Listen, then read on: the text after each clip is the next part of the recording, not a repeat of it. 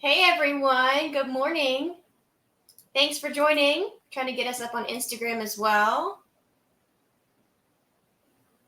Awesome. Okay, here we go.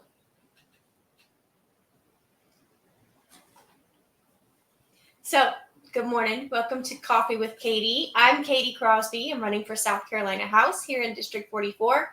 And we're going to talk about the DNC, everything that happened this week, and what that means for us here in South Carolina. So, make sure that you click share, send this to your friends and neighbors who live in South Carolina or anybody who's interested in helping us out. And we are going to do a quick countdown to give you a minute to do that. If I can figure out what I just did in the practice session.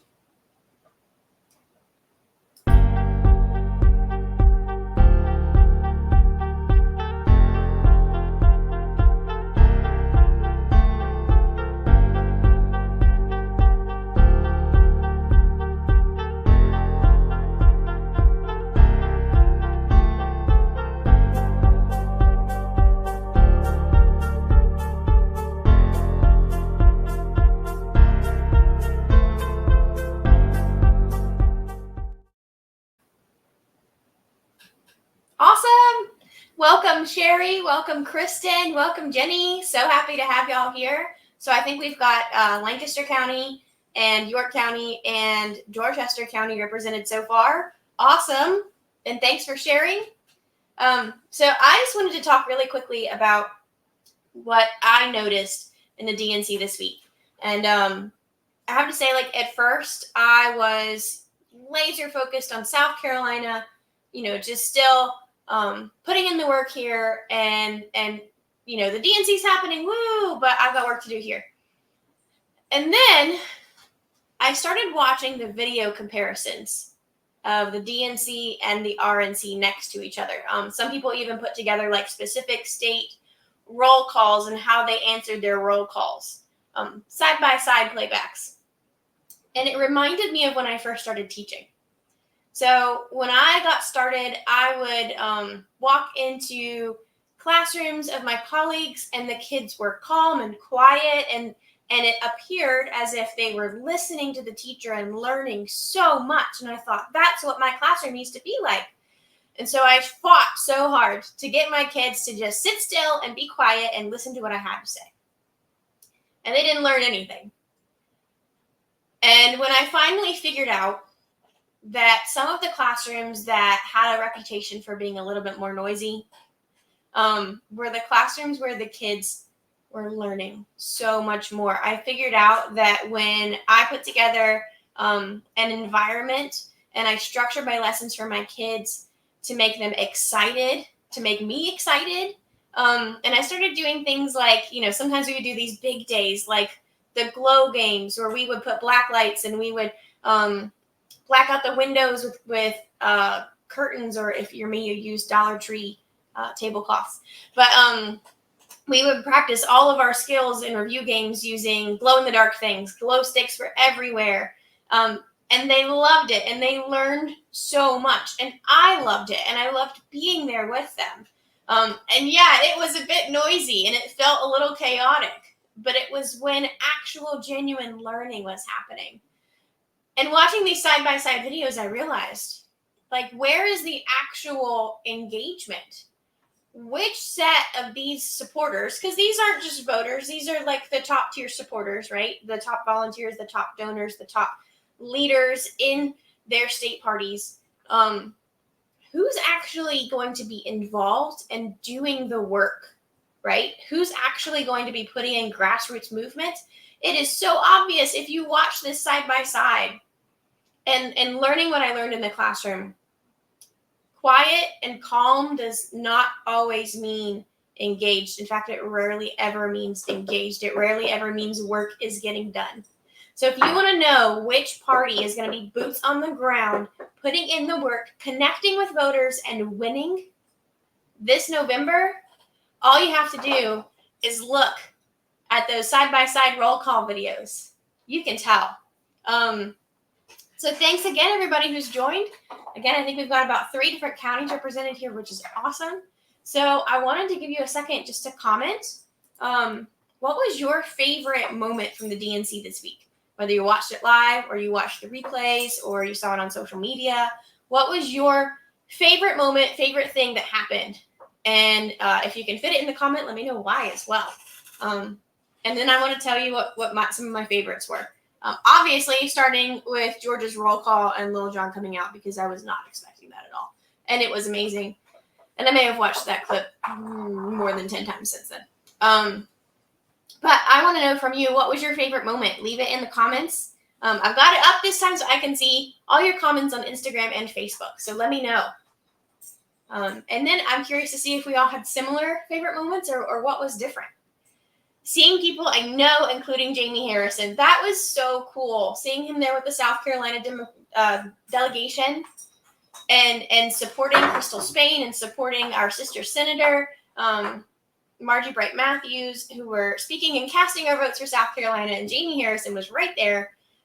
If you can't tell, I think the roll call was my favorite thing. But seeing him there, seeing him supporting us, seeing him leading the DNC, it was so cool to have somebody from South Carolina, one of our homegrown folks, leading the charge. Amazing, amazing. I love it. Thanks, Jerry. What else? What was your favorite? Seeing Gus Walls, so sweet. Yes. Yes, there is no better endorsement than your kid. So overcome with pride for you and what you're doing. Oh, that was amazing. That was amazing. And I am so glad to see that when anybody dared to say anything otherwise, we fought back on that too, because it was just the sweetest moment. And I was crying and he was crying and I think we were all crying. If you had a heart, you were crying. That was amazing. I loved seeing him too. Like I said, your family knows you best. And if they are so happy that you're stepping up to lead our nation, then I think we can all be happy that you're stepping up to lead our nation. That is just the highest endorsement anybody could receive. Gabby Gifford, yes. Oh my gosh, when she walked out, it was amazing, and the energy, and just so much power there, so incredible. It was amazing to see her and all of these folks who we had with us, bringing the energy, bringing the joy. And I have heard some criticism that issues were not addressed, and I thought, are we watching the same thing? Because I'm hearing issue after issue after issue, and maybe not addressed in the same way that they've been addressed in the past year or so, right? Addressed with far more hope and optimism. But we definitely addressed a lot of issues with these folks. I think my favorite moment, or at least the moment where I just ugly cried. Hi, JGS Strategies. Welcome. Thanks for joining us. I actually didn't see this live, I have to admit, because there's still just a lot of work and also a lot of rest to be done. Rest is important too, because we have to remember that we've got until November to go. So I was watching this afterwards, watching the clip of Governor Walz's speech. And he was talking about, hi, welcome. I think that is Jody. I'm not sure. Hi. So glad that you're here. Sorry, I don't know everyone's usernames. And for how I have it up, your name is not popping up. So I'm so sorry, but I think Brandy, yay! Okay, thank you for joining, and thanks for the hint. I appreciate you. So I was watching this recording of Governor Walz's speech, and I was tearing up at first, which is not uncommon for me to watch a speech or a movie, and oh my gosh, so emotional, I'm tearing up. And then, y'all, he just kept going, and I legit just, sat at my dining room table and ugly cried as I was watching this clip while I was trying to eat my food. And, yeah, ugly crying and eating don't really go well together. He was talking about freedom. And if you've been following, our messaging and stuff, we have the same idea happening here, that that Republicans and the far right are stripping freedoms one by one, systematically. The freedom to sit in your school and focus on your science project without worrying about a school shooter. And he said that. And then the freedom to make your own healthcare choices with your doctor without government interference. And he said that. And I was just so overcome with like this, what is the word? I don't even know what the word I'm thinking about. But just so grateful to hear somebody saying those things from a center stage. Yeah, I see you, Sherry. I think I was scared. I've been scared to let myself hold on to like a real hope, and a hope that takes the form of like joy, not just, the last dregs of hope. And hi, Kevin. Okay, I'm glad I'm not the only one ugly crying. Thank you, Brandy. And when I saw someone up there, like I actually felt like I was being addressed. Like he was actually speaking to me. Just a random South Carolinian who happened to say, well, it's not going to happen on my watch, and throw my hat in the ring. And that somebody cares about us here, and somebody cares about our issues, and somebody actually understands like the way that we're looking at this and the way that we feel, and that we feel like we are losing our freedom. And then to hear him say all of that was amazing. And then, yeah, it's pretty obvious, Sherry, that it was joyous, and it was substantial, and we have plans. So yeah, if you were actually watching, and I love to watch this stuff on like C-SPAN so that I don't get any of the commentary. If you actually watch and listen, there is so much hope, joy, substance, issue after issue being talked about, and so much planning too, because I love that Governor Walz, and of course I'm gravitating to him because he's a former teacher, but I just love how he framed it of our freedom is on the line. We have to fight for our freedom, and we have to do it together. And then he started talking about how he hasn't given a lot of, big speeches, but he has given pep talks. And I'm not really a football fan, I have to be honest with you. But that pep talk from a coach and laying it all on the line. Like, we are at the finish line. We have 70 days to go. We have to get out there and we have to do something. And what did he say? You can sleep when you're dead. Rest is important, right? The airplane rule. You have to put on your own mask before you can help somebody else put on theirs. We do have to make it to November. But every moment that we can, we have to be out talking to voters. Whether you're talking to voters face to face, whether you're talking to voters over the phone, talking to voters via a handwritten postcard, we have to be talking to voters. And if you can't do any of that, donate so that somebody else can. Donate so that we can send direct mailers. Donate so that we can buy more postcards, buy more postage. We have to talk to voters. That's where it is. Because you know what? Even the people on this stream right now, we are the fanatics, right? We are we're the people on the team, right? But the voters are the ones in the stands. This metaphor is not really measuring up, but we're the folks who are tuned in, engaged, educated about what's going on. Our voters are people who, when I call them, when I knock on their door, they say, I don't know what's going on because I'm just trying to get by. I go to work, I try to survive, I try to make enough money to pay the rent, buy some food, and pay for medication, right? Our voters are not the ones watching the DNC.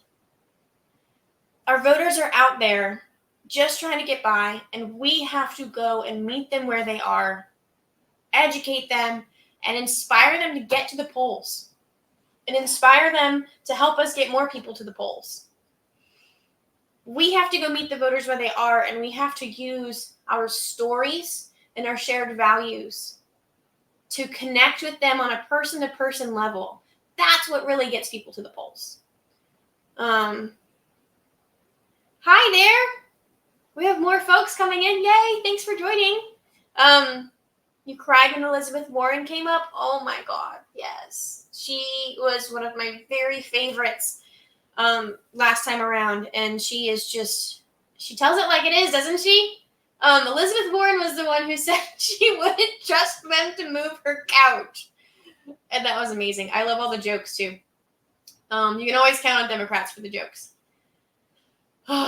Yeah, so much. I also have to say Pink, when Pink showed up. So I was on the White Woman for Harris call, and Pink was on it, and she was on that call like straight off the stage at like 3 a.m. because she was touring in Europe, and like you could tell she had just been like giving it all. She wasn't sweaty at the time, but she was exhausted. You could tell she had just been, And if you've seen her shows, like, she's not just singing, right? She's doing all these like acrobatics and stuff. It's amazing. And so she's exhausted. It's 3 a.m. She's just gotten on the plane, and she's on this call helping us organize. And so when she came out, and she had her whole team, and she had her daughter, and they're singing "What About Us?"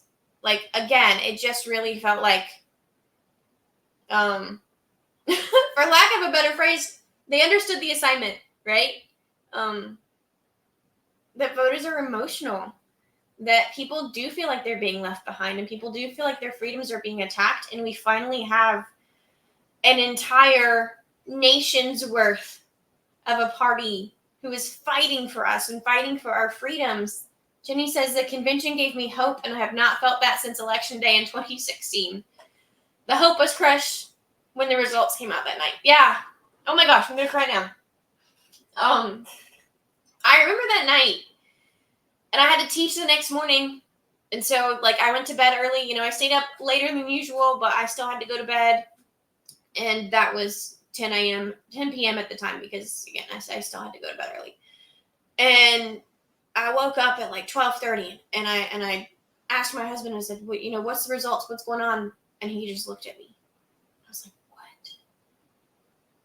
And I could not believe it. And then the next morning I had to get up at 5 a.m. to get ready to go to class and teach children, by the way. And at that time, that class, I was teaching at a school that had 95% minority students, 5% white, 100% free lunch. And that was very much the makeup of my class too. And I remember just walking in that morning, and the students walking in, and everybody was just silent. And then one of the kids said, "Who did you vote for?" And of course, teachers are not supposed to say who they voted for. And I said, "You know me. You know me. I think you know who I voted for." And I said, "You know what? We're just going to come together, and we're going to do the best that we can today." No learning happened that day. We were just all distraught. They were fifth graders, so of course they were very much aware of the political situation and what that meant, and what it meant for them in their communities. And yeah, Brandy, going to teach the next day was horrible. I think that's burned into all of our minds, honestly. And so, Jenny, when you say that you haven't let yourself hope since then, I get it. And that was me this week too. And, I was holding on to this like last strand of hope, this idea of like hope is, what is it? Hope is the woman with dirt in her hair and grit on her face, and she just spat out a tooth as she's rising to go another round, right? But something this week like flipped that over into joy, not just desperation. So I have to tell you all another story. This is not specifically convention related, but the similar feeling, right? I feel like desperation is a good way to put it, of how I've felt the past few years. When Roe v. Wade was overturned, of course it had leaked, and so we were all afraid, and had been for months. I remember how that dragged out. And I had a trainer at the gym at the time, and so I remember the next morning, like, taking my boxing gloves to the gym, and that is not something that we worked on, by the way. Like, my trainer was a boxer, and so we did not do that because that was so many levels above anything I was capable of. Normally we were just doing like some weightlifting and cardio and whatnot. And I remember grabbing my boxing gloves and bringing them with me and just saying, like, please, please, please, can I hit something? And so that's what we did. And he, we got the gym had a punching bag, whatever, and he coached me through, because I did not know what I was doing at the time. And just helped me work out so much of that, like anger and disgust and desperation and all the feelings, right? I remember like ugly crying and then trying to sleep and then dragging myself to the gym with those boxing gloves. That helped so much, just to be able to get all that frustration out. And now suddenly this week, with these leaders and the energy that everyone brought, like I feel like we can channel that differently. And we can be a little bit more hopeful, and we can do this work not just out of desperation, but out of joy and a real hope for a better future. And that was Governor Walz's whole point when he got to his pep talk, is that we can have this hope. We can have this future. Thanks, Brandy. Thanks for hopping on. And it's attainable if we put in the work. We can take back these freedoms if we put in the work. We can do all of this if we go and play like it's the fourth quarter and we're a field goal down. We have to go put in the work that we can do this. It's real. It's within our grasp. And I have not felt that in a long time. So what else? Tell me your thoughts about this week, about the DNC, about what's going on. Tell me your thoughts about how this relates to South Carolina specifically. I know I've been hearing a lot about, and this is before this week, so I'm curious where you are now. But I've been hearing a lot of folks say, I'm not giving any effort or money to South Carolina. I'm going to put it all in swing states. And I hear you, because especially now we know how vital it is that we elect Kamala Harris and Tim Walz. But I think that we still have to put effort into South Carolina. For one, because I think it's possible. And if it's ever going to be possible, it's right now. If it ever was possible, it's right now. And also because I care about the people here. While President Biden has been president and has been doing amazing, amazing things for our nation, South Carolina has been stripping away freedoms. While President Biden has been fighting for the right to organize, fighting for fair workers' rights, South Carolina has been busting unions. While President Biden has been fighting for health care, for affordable health care, South Carolina has been denying Medicaid expansion. And while President Biden has been fighting to raise children out of poverty, South Carolina has denied feeding them. So, yes, swing states matter. Yes, send your money and your efforts there. Write the postcards, make the donations. I have myself and I will again. But don't forget about us here in South Carolina. Because as a state, if we're ever going to turn, it's going to be now. And individual races here matter. Who's on your school board matters. Who's in the state house matters. Who's in the state senate matters.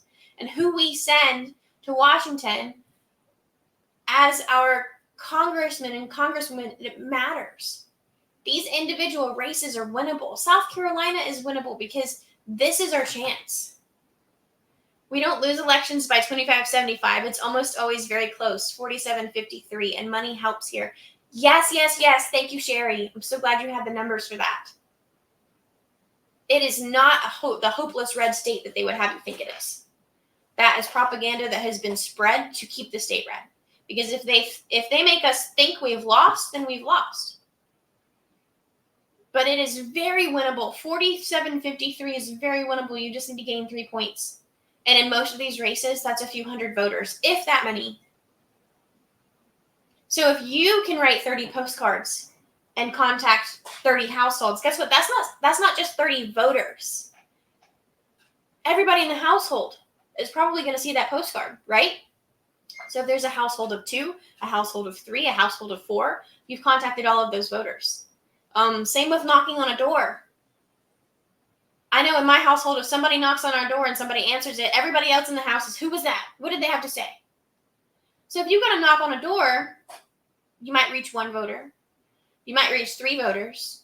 But if you really connect with that person while you've talked to them at that door and conveyed that your candidate is here to listen, your candidate is here to fight for their freedom, they're going to tell their neighbors, they're going to tell their friends, and they're going to get people to vote who maybe haven't voted in years. And by the way, we need to encourage these people to check their voter registrations, because South Carolina overall has actually pretty decent voter registration numbers. And I know that my district, District 44, has excellent voter registration numbers. But we still need to make sure people are checking so that they know the correct polling place and so that they have their information updated if they've moved. Yes. Leopard Ivy. Michelle, I think. Michelle, yes. Especially the State House district. It is so close. And it's close all over the state. Yes, there's gerrymandering, but that doesn't make it impossible. It just makes it harder. And we can do tough things. I have to quote Pitbull now. When the going gets tough, the tough get going, right? We can do this. This is within our grasp. We have to make sure that we get out and we do something about it.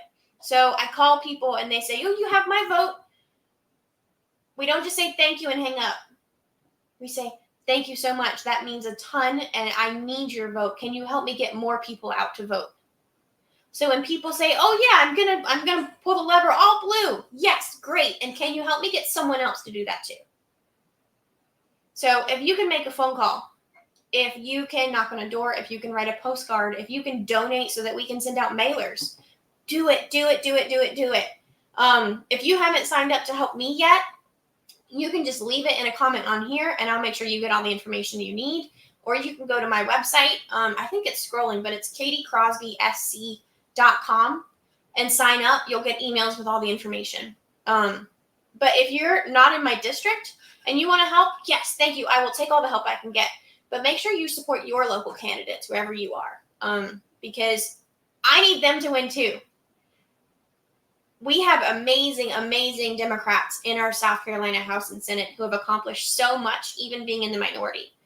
But I really, really, really, really, really need to win and have other folks to be able to show up to work with me and get things done. So help me, help your local candidates, help somebody here in South Carolina, because it matters. Every race, school board, town council, county council, city council,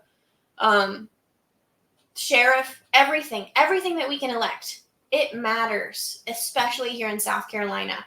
Yes, we've got to get Kamala Harris and Tim Walz to the White House. Absolutely. And we're going to help them do that. And we also have to help our neighbors here in South Carolina. What else do y'all have? What else were your favorite moments from this week? We'll stay on a couple more minutes. Favorite DNC moments, or even not so favorite DNC moments. We can talk about that too. There's going to be another one in 4 years. So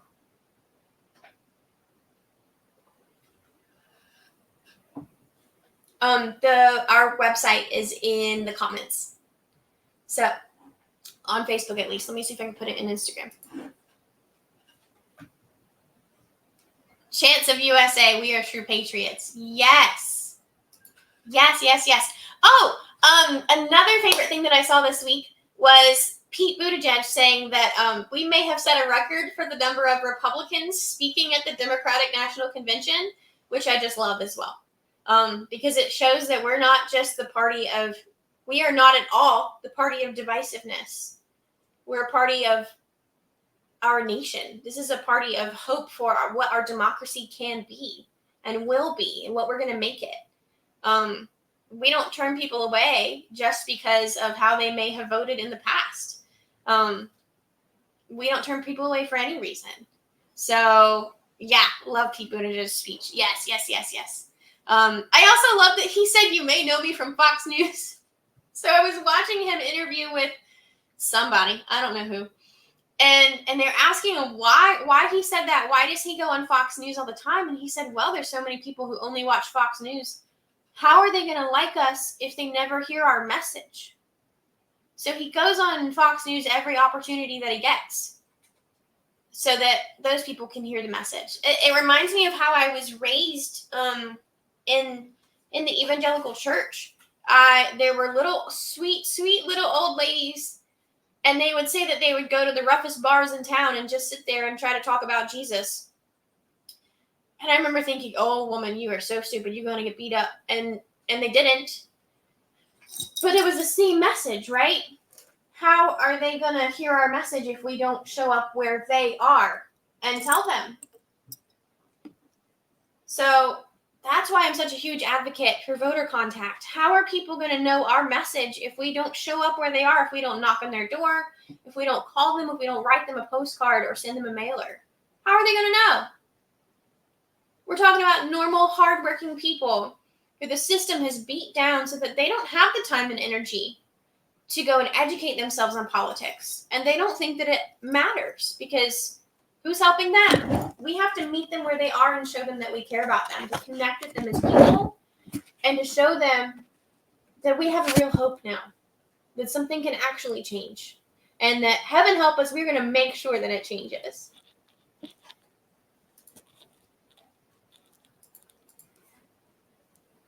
Oh, I was going to put the website in here.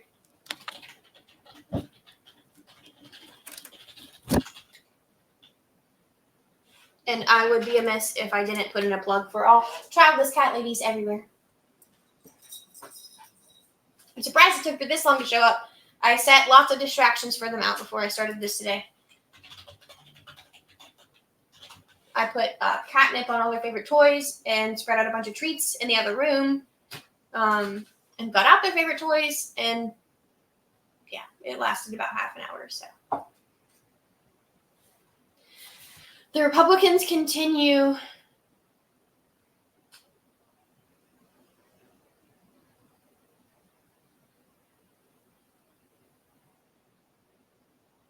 the Republicans can't argue that we won't welcome them. Yeah. Because we'll take them. We will take them. I love the idea. I wish I had time to check on that before this, but it would be really cool if we have set a record for the most members of the opposite party speaking at our convention. That would be pretty amazing. Okay, so we know that this is doable. We know that this is winnable, and we know how important it is. And we know what's within our power to do. If you can go and comment on your candidate's social media post, share your candidate's social media post. You don't even have to share it to your page. I know a lot of people that makes them nervous. Share it to those groups that you're in. I know y'all are in some Facebook groups because I'm in them with you, and I don't have the time to share my posts into those groups because I'm busy fundraising. But you can do that. If you're in a Facebook group of Women for Harris, share your candidate's Facebook post in there. If you're in a group of liberal ladies, share the Facebook post in there. If you're in a group of white dudes for Harris, share the Facebook post in there, right? Send it to your friends and neighbors so that they actually see it, because we know that the algorithm doesn't share these things. So comment, that makes it go farther. Share it, even if it's into these groups and things, that makes it go farther. That helps us recruit more volunteers and more donors. That means more voters contacted. And if you can help us contact voters, do it. Sign up for a shift. Come knock on doors. We'll teach you how to do it. Come write postcards with us. Come make phone calls with us. There are so many people here who are ready to lend you a helping hand, walk you through it, show you the ropes. If you even just want to drive people around like a trick-or-treat mom so that they can knock on the doors, do that. It matters. All of this support matters. All right. Well, before I get off, what questions do you have? What questions do you have about South Carolina? What questions do you have about helping candidates? What questions do you have about specific issues?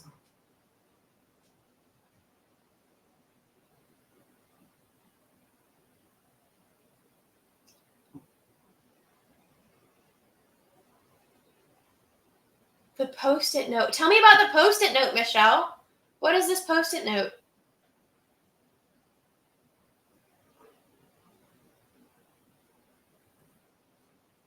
Michelle says she saw a Post-it note yesterday morning. By the afternoon, a friend had found it on a Publix bathroom in North Carolina. Actually, I think I have seen something about Post-it notes.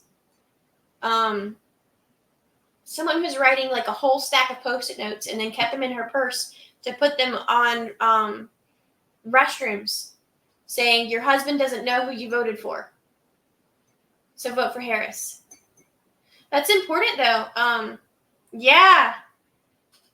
I have, just between us ladies, no one knows how you vote. Exactly. And we have to educate people on that because we know how our education system is. So that may not have made it into everyone's social studies lessons, that your vote is private. No one knows who you vote for in a general election. So make sure that people know that. Oh, and it added Josh Stein. Yes, North Carolina needs Josh Stein for sure. I love that. I love that. Trump scared people when he looked over at who his wife voted for. Yeah, so if you're ever in that situation, or if you're speaking with someone who is afraid to be in that situation, poll workers are there in South Carolina. I can't speak to other state laws, but in South Carolina, your poll workers are there to ensure that no one is looking at who you're voting for. So if you're scared that's going to happen, check with your poll workers, because they are I know that their training is very adamant about no one else can look at your ballot. So nobody can know who you voted for. Nobody can look at your ballot to see who you're voting for, even your husband. They will put a stop to that real fast. So don't be afraid to go and vote for who you want to vote for. One last story about why this is so important. In 2022, y'all know that I ran for the same seat. And vote early, yes. I was knocking on doors, and we have a list that we get from the public voter file, from the voter registration. And so we have specific people that we're targeting. And I knocked on the door and I asked, a woman answered. She said, "Oh, Sherry said, we can be ugly to people trying to look. Yes, your poll workers are in your corner. And they will make sure that your husband can't look, or whoever can't look at your ballot." So I was knocking on this door and I asked for a woman, and a woman answered the door, and she confirmed, "Yeah, that's me." So we're talking and she says, "Oh my gosh, yes, thank you for knocking on my door, but please speak quietly. My husband is here." I thought, oh my goodness. So of course, we toned it down, and we were just sharing our information with her. And then she heard something and she said, "Oh, he's coming. Don't tell him who you are." So, I didn't have like a t-shirt on saying my name or anything at the time, thank goodness. And we put our literature away and we just had a pleasant small talk conversation about, I don't know what we made up, but it was not politics, right? And then I remember him, "Okay, thank you. Have a good night," and shutting the door. This is why voter contact matters so much, because we have to make sure that these people know that they can vote for who they want to vote for, and that nobody can know their vote. It is private, and your poll workers will protect you. And it also matters that we are directly contacting these people, because she needed that personal connection to know somebody cared about her. I don't know the story. All I know is what I experienced when I knocked on that door. But we have to go out. We have to show people that we have not forgotten them and that we are out here fighting for them. I think my last favorite moment from the DNC I'm going to share before I get off was, I don't even know this woman's name, honestly. I'm sure all of you do, because I saw this in a social media clip. But she held up her hand with her wedding ring and she said, "You can pry this wedding band from my cold, dead, gay hands." And I thought, that is the energy that we need. That is what people need to know, that this is so real to us, that this affects all of us exactly where we are. And we have to go out and fight for it. So make sure that you are signed up to volunteer on somebody's campaign. Make sure that you have donated to somebody's campaign. And if you can do that nationally, great. But make sure that you are volunteering and or donating to somebody local. Wherever you are, local matters. Local matters. Go out there and connect with voters however you can. And if you have any questions, I'm always here for you. Send me a message, leave me a comment, send me an email, whatever you need. So thanks for joining me today. And make sure that you go get some coffee because we got a lot of work to do. Thanks, y'all.